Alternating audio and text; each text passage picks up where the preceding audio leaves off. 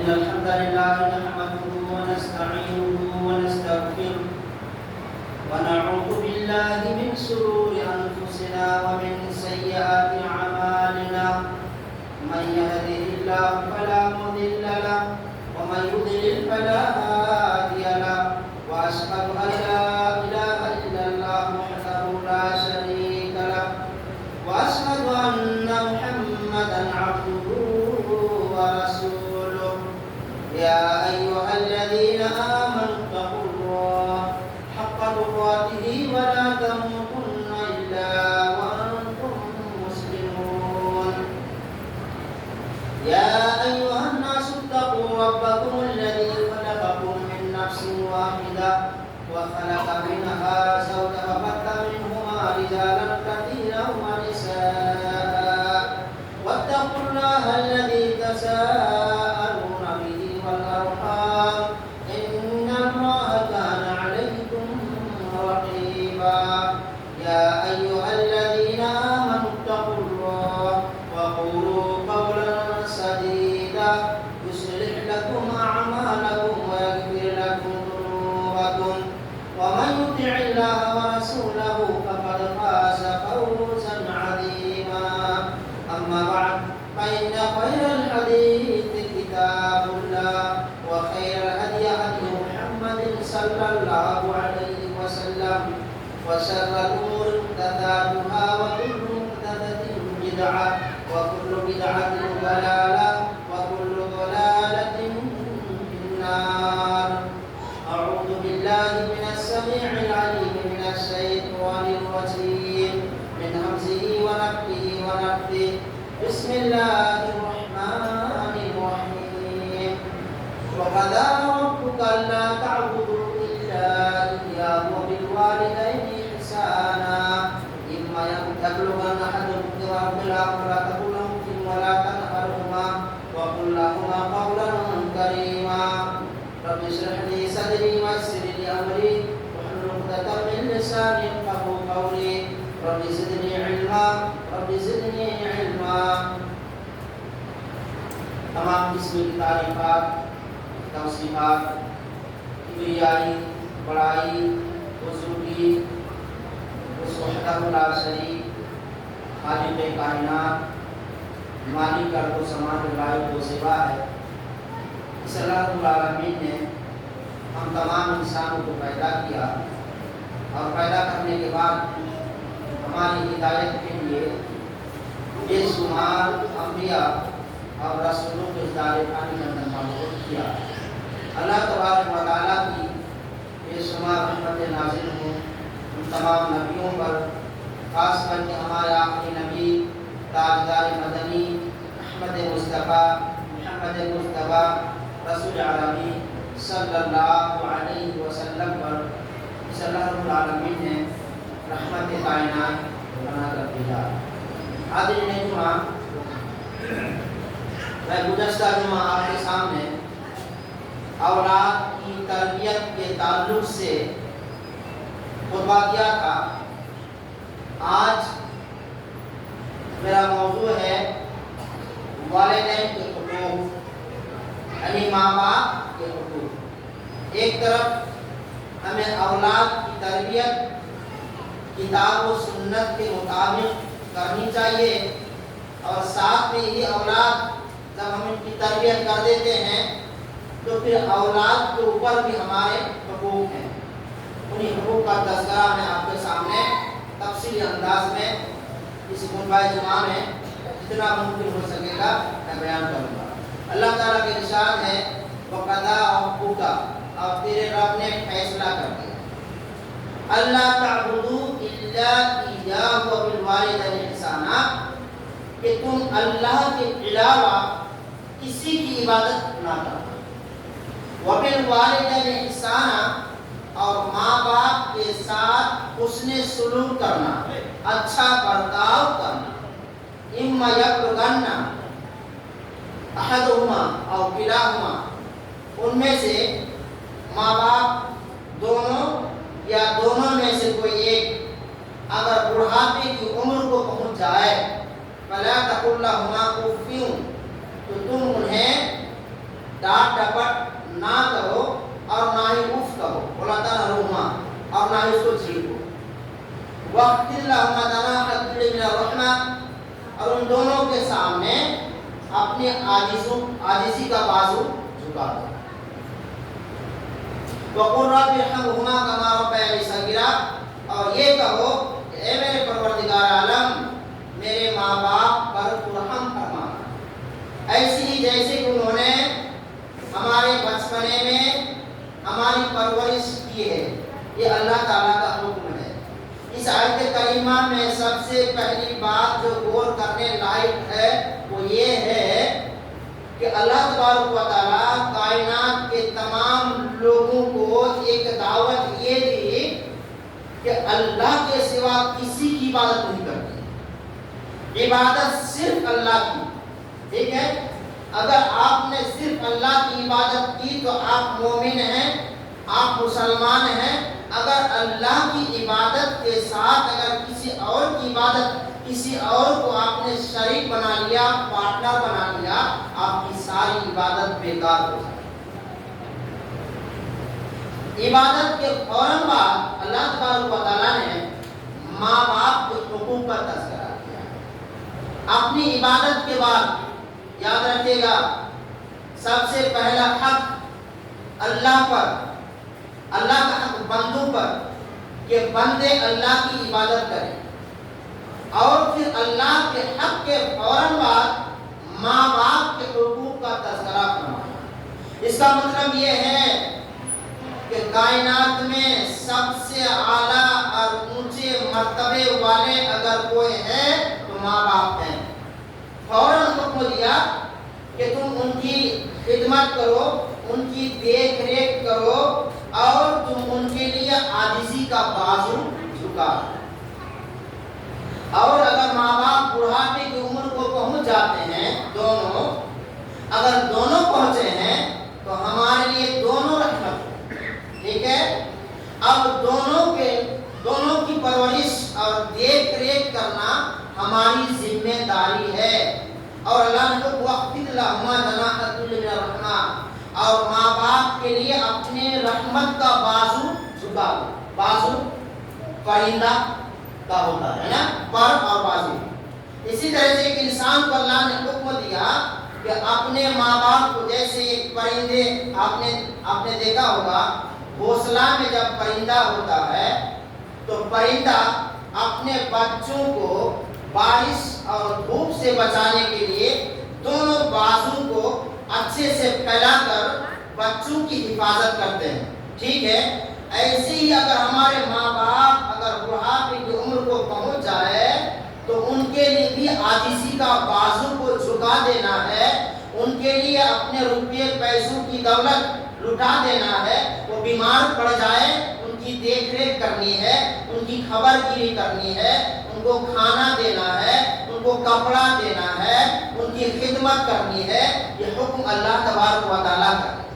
یہاں تک کہ آپ اس چیز کو جان لیجئے، جب انسان بوڑھا ہو جاتا ہے، بڑھاپے کی عمر کو پہنچ جاتے ہیں، اس کی عقل بچوں جیسے ہو جاتی ہے، بچوں کی طرح بات پہ غصہ آنا، چڑھنا اور بہت ساری چیزیں بڑھاپے کی عمر کو پہنچ جاتی ہیں۔ جب ایک انسان بڑھاپے کے عالم کو پہنچتا ہے اور اس انسان کے پاس ان کی اولاد ہے تو اولاد کو چاہیے کہ ماں باپ کو ڈانٹ ڈپٹ نہ کر اف تک کہنا مانا۔ اف سمجھتے ہیں؟ اف کا مطلب یہ ہے کہ آپ اپنے ماں باپ کو آہ یا اف تک نہیں کہہ سکتے ہیں، ڈانٹنا دور کی بات۔ آج ہمارے سماج معاشرے میں ہم کیا کرتے ہیں؟ ماں باپ کو بہت زیادہ ڈانٹ ڈپٹ کرتے ہیں، بہت زیادہ ڈانٹ डांट डपट कर देते हैं, ये शरीयत के खिलाफ है, ये कुरान और हदीस के खिलाफ है। माँ बाप को ज्यादा डांट डपट करना नहीं चाहिए और साथ में माँ बाप की खिदमत करनी चाहिए।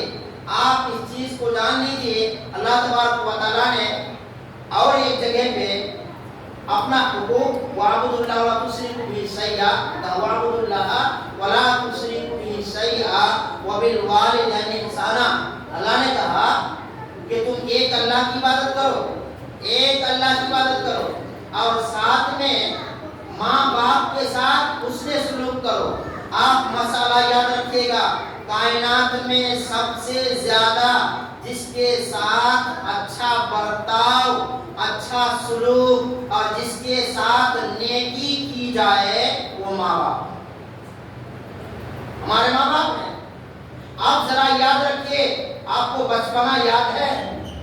बचपना आपका याद है या फिर बचपने से पहले जब हम माँ के पेट में रहकर आए, माँ बेचारी 9 महीना 10 महीना अपने बच्चों को, अपने बच्चे को पेट में रखती है और रखने के बाद फिर वदे हमल जो बड़ी तकलीफ से मामला है और बड़ी दिक्कत होती है, वो भी बेचारी बर्दाश्त करती है। साथ में दूध पिलाती है, 2 साल तक मुसलसल दूध पिलाती है। उसी आलम में हम बिस्तर कितने बार गंदा किए हैं और कितने बार बिस्तर को नापाक किए हैं, मगर मेरे माँ ने सारी मुसीबत को झेलकर हमारी परवरिश की। एक सहाबी रसूल अल्लाह के रसूल के पास आए, आने के बाद कहा मन अहब्बु लिहुस्नि सहाबती, ओ अल्लाह के हबीब आप बतलाइए मैं सबसे ज्यादा अच्छा सलूक और अच्छा बर्ताव किसके साथ करूं, नेकी और भलाई किसके साथ करूं? अल्लाह के हबीब ने फरमाया उम्मों का, तुम्हारी माँ के साथ। फिर मन, उसके बाद किसके साथ करूं? अल्लाह के हबीब ने फरमाया उम्मों का, तुम्हारी माँ के साथ। फिर पूछा उसके बाद किसके साथ करूं?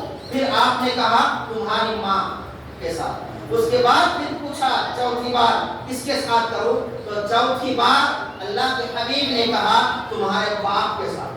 ठीक है, तो इस हदीस से मसला ये मालूम हुआ कि हम जिसके साथ सबसे ज्यादा अच्छा बर्ताव और नेकी करें वो माँ बाप, वो हमारे माँ और बाप हैं। हमारे समाज माशरे में बहुत सारे लोगों को शिकायत रहती है, हम अपने औलाद जब शादी करते हैं तो शादी में हम पराए मेहमानों को बुला लेते हैं, उनके लिए अच्छे खाने का बंदोबस्त करते हैं, गाड़ी भिजवाते हैं और सब कुछ करते हैं और माँ बाप की खबरगिरी नहीं करते हैं। माँ बाप की देखरेख जिस हिसाब से करनी चाहिए उस हिसाब से नहीं करते हैं। अगर आपने ऐसा किया तो जान लीजिए आप गलत कर रहे हैं, और अगर आपने अच्छा बर्ताव किया, यही आपकी औलाद जब आप बुढ़ापे की उम्र को पहुंच जाएंगे, जब आप बूढ़े हो जाएंगे, उस वक्त आपकी औलाद आपके साथ उसने सलूक करेगी, आपकी खिदमत करेगी। अगर आपने अपने माँ बाप की खिदमत नहीं की तो आपकी औलाद आपकी खिदमत नहीं करेगी। बदला है हल जज़ाउ इहसान इल्ला इहसान, इहसान का बदला इहसान है। अगर आप माँ बाप के साथ नेकी करते हैं, आपके साथ भी आपकी औलाद नेकी करेगी, इसमें कोई शक नहीं है। आज जरा सोचने की बात है, जरा सोचिए, माँ और बाप मिलकर 10, 15, 12, 7, 8 बच्चों को पाल लेते हैं ना? नहीं पालते हैं माँ बाप मिलकर, और पूरी कमाई बेचारे बाप करके लाते हैं और 7, 8 बच्चों को पाल लेते हैं। और यही माँ बाप जब बुढ़ापे की आलम को पहुंच जाते हैं तो हम एक माँ एक बाप की खिदमत 10 बेटे मिलकर नहीं कर पाते। क्या है? सोच सकते हैं, जब हमारे माँ और बाप ने 10 या 12 की परवरिश कर दिए तो क्या हम 10 भाई मिलकर, 5 भाई मिलकर माँ बाप की परवरिश नहीं कर सकते हैं, उनकी देखरेख नहीं कर सकते हैं? ये बहुत बड़ा जुल्म है, बहुत बड़ा जुल्म है। एक मैंने किसी से पढ़ा था, एक शख्स बोल रहा था जब मैं छोटा था تو میرے بھائی بول رہے تھے ماں ہماری ہے ہماری ہے. جب میں چھوٹا تھا تو کہہ رہے تھے ماں ہماری ہے ہماری ہے. اور جب ہم جوان ہو گئے تو بھائی کہہ رہے ماں تمہاری ہے تمہاری ہے. یہ مسئلہ ہمارے زمانے میں. آپ یقین جانیے اللہ کے حبیب صلی اللہ علیہ وسلم نے بد دعا کی ہے کس انسان کے حق میں؟ اس انسان کے حق میں بد دعا. اور اللہ کے حبیب کی بد دعا یاد رکھیے گا رائے گا اور بیکار نہیں ہوتی ہے، یعنی قبول ہوتی ہے. کس انسان کے حق میں بد دعا کیا؟ جس انسان نے بڑھاپے کے عالم میں اپنے ماں باپ کو پایا اور پانے کے بعد ان کی خدمت کر کے اپنے آپ کو جنت کا مستحق نہیں بنا. آپ نے خوب دولتیں کمائی، خوب پیسہ آپ نے کمایا، اپنے اولاد کے پیچھے آپ نے اپنے پیسوں دولت کو آپ نے لٹایا، سب کچھ کیا. آپ نے بوڑھے ماں باپ کا آپ نے خیال نہیں رکھا، آپ نے کچھ نہیں کیا. اللہ کے حبیب صلی اللہ علیہ وسلم کی بد دعا آپ تک لگ جائے گی. اور یہ چیز جانیے اگر آپ ماں باپ کے ساتھ حسن سلوک کرتے ہیں، اچھا برتاؤ کرتے ہیں، ان کی خدمت کرتے ہیں، ان کی خدمت کا صلہ دنیا میں بھی ملے گا. اس کا بدلہ آپ کو دنیا میں بھی ملے گا اور آخرت میں الگ ہے. آپ کو میں حدیث جو بخاری مسلم کی ہے آپ بہت سنے ہوں گے، حدیث بہت مشہور ہے. بنی اسرائیل میں تین شخص کہیں جا رہے ہیں. کون؟ بنی اسرائیل کے تین شخص. جب سفر کرتے کرتے جب رات ہو گئی تو رات میں پناہ لینے کے لیے ایک پہاڑ کے غار میں جا کے چھپ گئے. پہاڑ کے غار میں جا کے چھپ گئے. جب غار میں چھپے تو اتنے میں ایک پتھر بھاری چٹان اوپر سے آئی، آنے کے بعد وہ غار کا پورا منہ بند ہو گیا. اب تینوں انسان اس میں بند ہو گئے. تینوں انسان بند ہو گئے. جب تینوں انسان اس میں بند ہو گئے اب تینوں نے کہا، مشورہ کیا کہ آج ہمیں بچنے کا اور اسے نجات کا ایک ہی ذریعہ ہے. کیا ذریعہ ہے؟ ہم لوگ اپنی اپنی نیکیوں کا واسطہ اللہ کو دے اور نیک عمل کا وسیلہ. یاد رکھیے گا نیک عمل کا وسیلہ جائز ہے. ہمارے یہاں بہت سارے لوگ ہمارے تعلق سے جماعت یا حدیث کے تعلق سے بولتے ہیں یہ وسیلہ کو نہیں مانتے ہیں. ہم وسیلہ صحیح وسیلے کو مانتے ہیں. ان میں سے ایک صحیح وسیلہ کیا ہے کہ آپ نیک عمل اگر آپ زندگی میں کبھی کیے ہیں اور مصیبت میں پھنس گئے ہیں اس وقت آپ نیک عمل کا وسیلہ اللہ کو دیجئے اور اللہ کی ذات سے دعا کیجئے، آپ کی مصیبت دور ہو جائے گی. ان میں سے تینوں میں سے ایک شخص نے کیا کہا، اللہ تبارک و تعالیٰ میرے بوڑھے ماں باپ تھے، میرے بوڑھے ماں باپ تھے اور میرے چھوٹے چھوٹے بچے بھی تھے اور میں بکریوں کا چرواہا تھا، میں اپنی بکریوں کو چراتا تھا. میں ایک دن کیا کیا، بہت دور بکریوں کو لے کر چلا گیا اور میرا معمول یہ تھا کہ میں بکریوں کو گھر پہ لانے کے بعد سب سے پہلے بکریوں کا دودھ اپنے ماں باپ کو پلاتا، اس کے بعد میں اپنے بچوں کو پلاتا. ایک دن میں بہت دور چلا گیا جنگل میں بکریاں چرانے کے لیے، مگر آتے آتے ہماری رات ہو گئی. جب رات ہو گئی میں نے بکری کا دودھ دویا، میں نے دیکھا میرے ماں باپ دونوں سو گئے ہیں. میں دودھ کا پیالہ لے کے اپنے ماں باپ کے سرہانے پہ کھڑا رہا. اے اللہ میں اپنے ماں باپ کو جگانا برداشت نہیں کیا اور ساتھ میں میرے بچے بھی رو رہے تھے، مگر پہلے میں نے اپنے بچوں کو دودھ نہیں پلایا.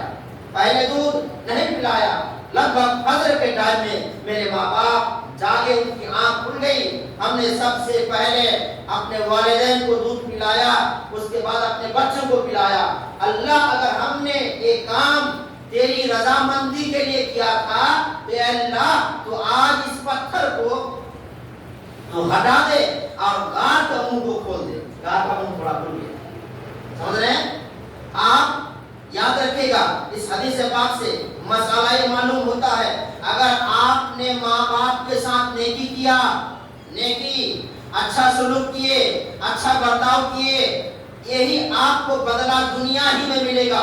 جب آپ مصیبت میں پھنس جائیے گا اس مصیبت کے وقت میں آپ اللہ سے دعا کیجئے گا, نیک عمل کا وسیلہ کیجئے گا, ماں باپ کی خدمت کا آپ اللہ کو وسیلہ کیجئے گا اور اللہ کی ذات سے دعا کیجئے گا, آپ کی مصیبت دور ہو جائے. یقین مانیے. اور بدلہ تو قیامت کے دن آپ کو ملنی ہی ہے, وہ الگ چیز ہے, مگر دنیا ہی میں بدلہ ملتا ہے.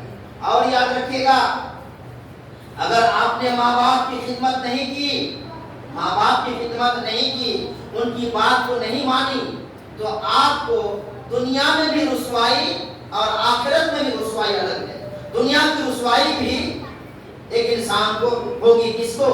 جس نے ماں باپ کی خدمت نہیں کی. آپ کو بتا دوں ایک حدیث ہے بخاری اور مسلم کی, صاحب جریج بنی اسرائیل کا, وہ جریج نام کا عابد تھا. یاد رکھیے گا, عابد, بہت بڑا عابد. اور اس حدیث کو محدثین لکھنے کے بعد جب اس کی شرح کرتے ہیں تو کہتے ہیں کہ نفل عبادت کو چھوڑ کر, نفلی عبادت کو چھوڑ کر آپ کو اپنے والدین کی خدمت میں لگے رہنا چاہیے. نفلی کو چھوڑ کر, سمجھ پا رہے ہیں؟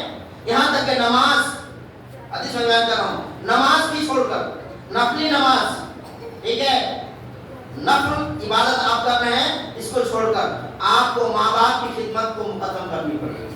جریج کے بارے میں ہے کہ جریج وکان جریج رجلن عابدن, جریج ایک عابد آدمی تھا. عابد اس کو بولتے ہیں جو اللہ کی عبادت کرے, ٹھیک ہے. وہ عابد جنگل میں ایک مسجد بنوایا تھا صرف عبادت کرنے کے لیے.